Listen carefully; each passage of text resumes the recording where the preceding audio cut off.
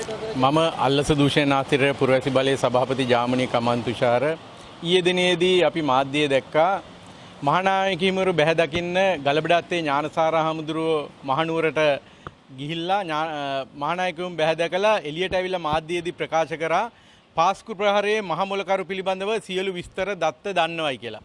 ඇත්තටම මේ ආණ්ඩුව බලයටපත් උනේම පාස්කු ප්‍රහාරය ගැන විමර්ශනය කරනවයි කියලා. එතකොට ඒ ස්වාමින් වහන්සේ දන්න කරුණුකාරණා ඒ පරීක්ෂණ වලට ඉතා වැදගත් වෙනවා. එම නිසා මේක ප්‍රකාශ කිරීමත් සමගම ස්වාමින් වහන්සේගේ ජීවිතයටත් පොඩි තර්ජනයක් ඇති වෙන්න පුළුවන්.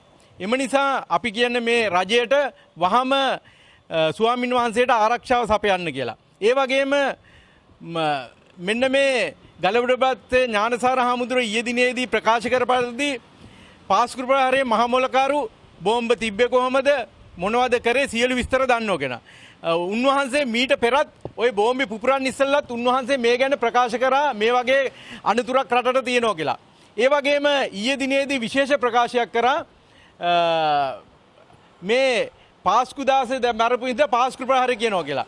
ඉදිරියේදී බෞද්ධ පොයක් දවසේදී මේක වුණොත් පොය එහෙම මේක නම් පට බැඳේ වගේ කිව්වා. ඉදිරියේදී දල්දා මාලි ගාවේ ධාතුන් වහන්සේලා ලංකාවාසීන්ට පෙන්නනවා එතෙන්දිත් ආරක්ෂාව පිළිබඳවත් උන්වහන්සේ රජයට කියනවා වහම ක්‍රියාත්මක වෙන්න කියලා. ඉතින් රටේ කතා බහක් තියෙනවා. ඒ වගේම කාදිනල්තුමා හිටන් කිව්වා බලයටපත් වෙන්න මෙන්න මේ පාස්කු ප්‍රහාරය පාවිච්චි කරයි කියලා. ඒ වගේම මේ රජයට කියනවා මේ රජය කඩාවට්ටන්නත් මෙන්න මේ ඉදිරියේදී අන්තවාදීගෙන් තර්ජනයක් තියෙනවා නම් මේ වගේ දෙයක් ඉදිරියේදී වෙන්න පුළුවන්. ඒකින්ද මේ රජයට වහම වගකීමක් තියෙනවා.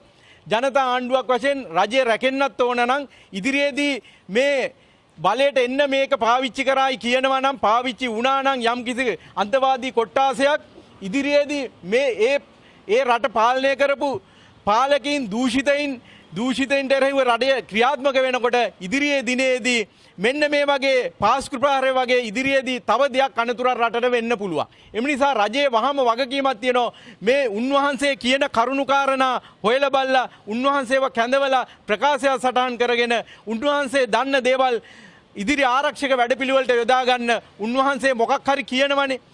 උන්වහන්සේගේ දේශපාලන අධිකාරිය උන්වහන්සේගේ දේශපාලනය ගැන හිතන්නේ නැතුව උන්වහන්සේ කියන කාරණාව ගැන අපරාධ පරීක්ෂණ දෙපාර්තමේන්තුවට අද පැමිණිල්ලක් අපි යොමු කරනවා. වහම උන්වහන්සේව කැඳවලා ප්‍රකාශ සටහන් කරගෙන මේ රටට අනතුරක් තියෙනවා නම් අන්තවාදීන් අනුරක් තියෙනවා නම් මේක මුස්ලිම් සමාජයටත් කරන ලොකු අගෞරවයක්. මුස්ලිම් ජාතිකයන් සියලු දෙනාම මේක නෑ. මුස්ලිම් ජාතිකයන් අන්තවාදීව හිට යම් පිරිසක් ඉන්නවා. එම නිසා වහම පරීක්ෂණ ආරම්භ කරන්න කියලා අද මම අපරාධ පරීක්ෂණ දෙපාර්තමේන්තුවට පැමිණිල්ල යොමු කරා. එම නිසා මේ රජයටත් ජනාධිපතිවරයාටත් වහම තියෙනවා ඥානසාර හාමුදුරුවන්ව කැඳවලා ජනාධිපතිවරයා හරි විශේෂයෙන්ම කැඳවල ඉවර වෙලා ආරක්ෂක ඇමතිවරයා හරි ආරක්ෂක ලේකම්වරයා හරි උන්වහන්සේ මොකද්ද මේ කියන එක කටයුත්ත උන්වහන්සේ ගැන කියන කටයුත්ත උන්වහන්සේ මොකද්ද කියන මේ රහස ගැන විමර්ශනයක් පටන් ගන්න. ඒ වගේම හදිස්සියේවත් යම් අනතුරක් පාස්කු ප්‍රහාරය වගේ රටට ඇති වුණොත් මේ රජයට ලොකු අපකීර්තියක් සහ ලොකු කැලලක් වෙලා මේ රජය කඩාවට්ටන්නත් පුළුවන්. එම නිසා මේ රටට